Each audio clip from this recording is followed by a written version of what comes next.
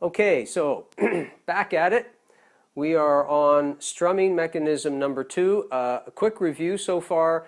We did basic strumming mechanism in video 1, and that is simply aligning the strumming hand to your perception of where the pulses are in the song that you're listening to. I keep pointing this way because that's where my stereo is. In the song that you're listening to, hits your ears, goes through your nervous system, you make a decision about where those pulses are. Most of the time this is quite natural for people, and then you match that on your guitar.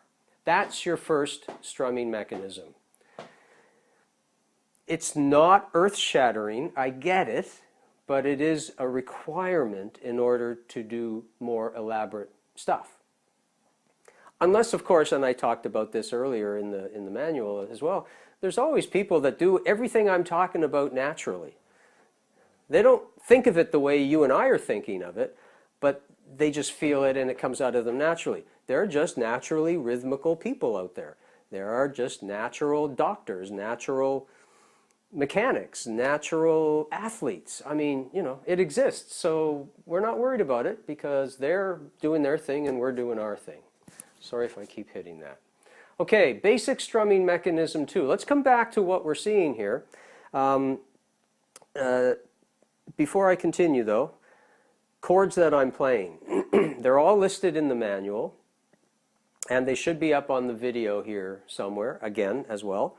But the chords that I'm playing are A minor. That's a 5-string chord. Most of you should be familiar with that. I'm playing F major 7 over A. It's just a cool sound. Very hip. Not F, where everybody struggles with that hard little bar there. You don't have to worry about that. This is just, it looks like a skinny C chord. Not that C is easy, but there you go. F major 7 over A. And then I take that very same shape and I slide it up 2 frets into 3rd position. And I'm playing a G6 chord. It's a fancy version of a G. Think of it that way. Again, just sounds cool, right? All the chords are 5 strings. Don't hit the 6 if you can. But then again, this is not a chord course, so don't get hung up on it. Although I'm playing these guys, and it would be helpful for you to be able to play them so you can work with the training videos. So, you know, put your practice in if you need to do that. I am not focusing on your ability to make or change chords. But if you can't do that well, it does affect your ability to do rhythm well because one problem is interfering with another one. The two are very synergistically related. So at one level, if you need to, put in whatever time you have to get these 3 chords ironed out so well that you can change them and you're thinking of making a ham and cheese sandwich at the same time. There's no struggle going on here because as soon as there is a struggle here, I guarantee you it's going to affect everything we're talking about. And so if they do not sound good or they don't work well for you or you don't like how they sound, don't use them. You can do this whole course just by doing this. I know it's not interesting, but it's still rhythm. I'm just going to get rid of the echo. It's still rhythm. So don't get hung up on the chords. The chords just make it sound pretty, as I always say. Okay, so now we're into basic mechanism number 2. Well, hey, there's no mystery here. Basic strumming mechanism number 2, looks like basic strumming mechanism number 1. By the way, those are my terms. Nobody else really uses those. This is just me kind of giving you something to sink your teeth into to make sense of this. There's nothing official about BSM. That's just my terminology for this course. So if you haven't been aware of it, when I do a down strum with my foot, I need to bring my hand back up in order to hit it again, don't I? And then hit it again and bring it up. And I'm doing it with my foot too, because I'm matching the two together, aren't I? Well, here's a really important point about this apparently very simplistic observation. You can choose whether you want to hit the upstroke portion, which we've been missing, or whether you want to hit any combination of the down and up. Now, if what I said wasn't earth-shattering, perhaps it will become so as we go to the training, because I think you will actually be quite amazed at the range of strumming options available to you, strumming sounds, patterns basically, from just you choosing what bits of this weird machine motion to not hit the strings with. So, in basic strumming mechanism 2, all we decided to do is, although we went with the downstroke, when we came back up, when you and I come back up the strings, we're going to hit them. And then we're going to hit the downstroke, and then we're going to hit them again coming up, etc.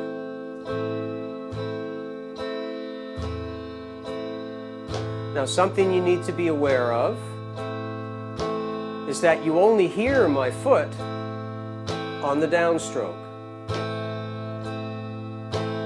Of course you do, because my foot's hitting the floor on the downstroke, as it always will in this course. And when my hand is up, my foot is up. Again, it's that string connection, right? But you don't hear a foot when my foot is up.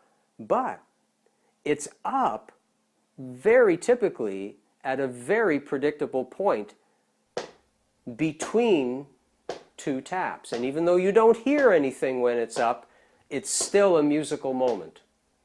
And for the most part, for most of us doing this, that musical moment will fall exactly halfway between two taps. Here's a tap, there's a tap, tap, tap. Here's the foot up in the air, boom, boom. It goes halfway in between.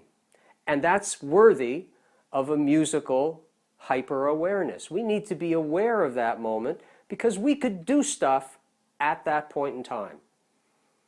Think of it this way. All we did is if one of these strums represented a pizza, all you did is cut the pizza in half, and now you have two. So you've got two sounds for one tap in strumming mechanism number 2.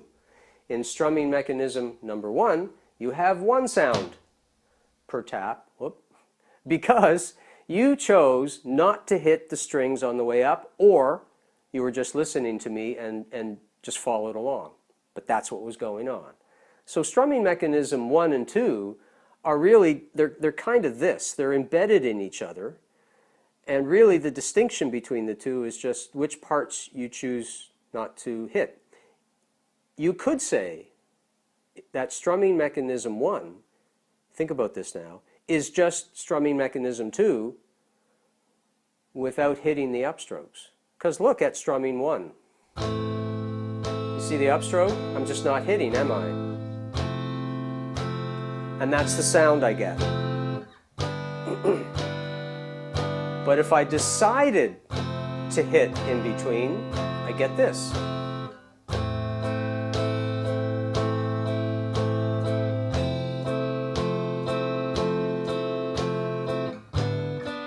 Oops. Does that make sense? One more time. This is number 2.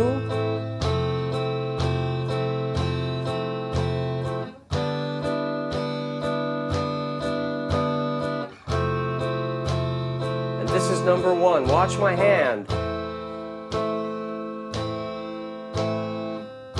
My strumming hand, that is. No change.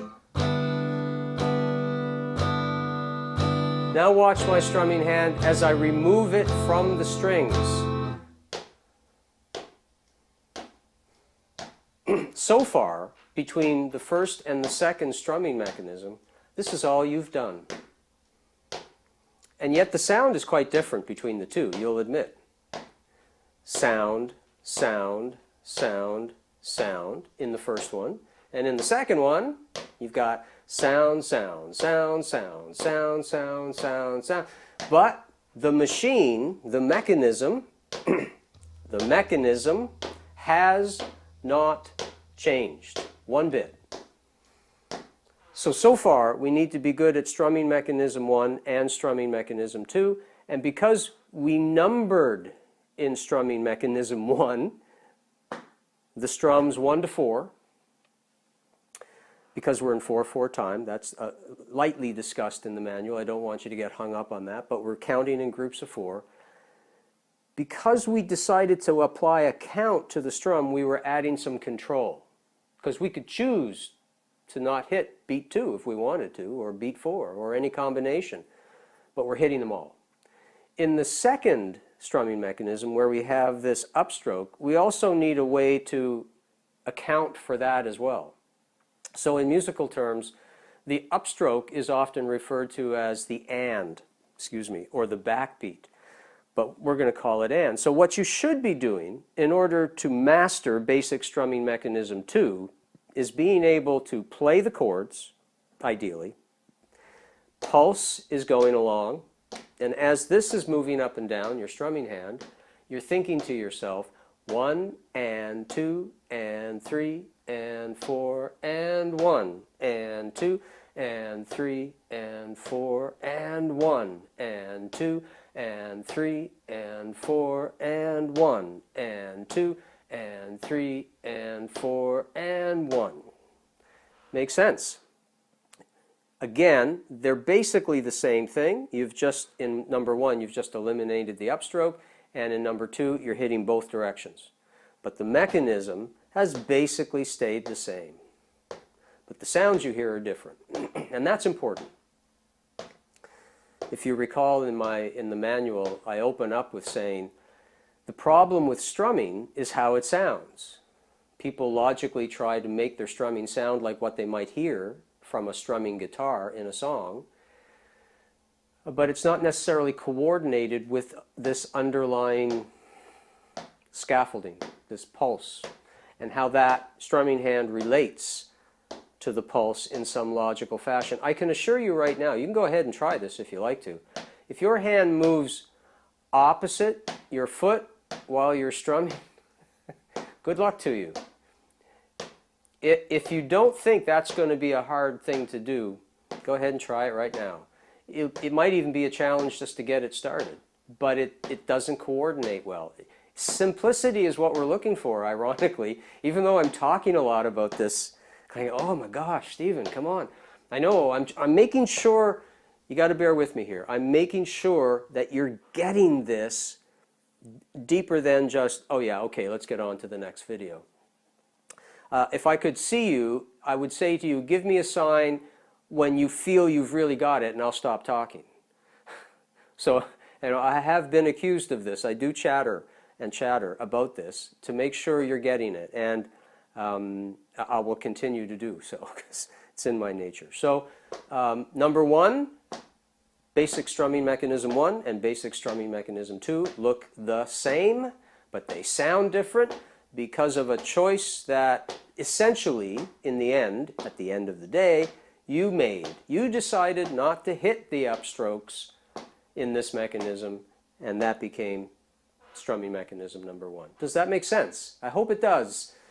And I hope that this ability is starting to settle in. We have to start relatively easy, relatively straightforward. We have to do it a lot. Don't pound your foot like I'm doing because it gets sore after a while. But you can just raise your toes up a bit and tap along gently. I'm doing it so you can hear it. That's all. I don't want you to go like this at all. Okay, that's 2 out of 3. We've got one more strumming mechanism to do, and then pretty much we're off to the races to get into the training portion. Again, remember, this portion is all to make sure the language is okay, that your basic skill set is kind of ready to dig into the training. So we got to make sure this is all good, and no worries, I will review it all before we get into it so that you're Feeling good. Okay, I will see you in the third, I can't remember now, the strumming mechanism 3 video.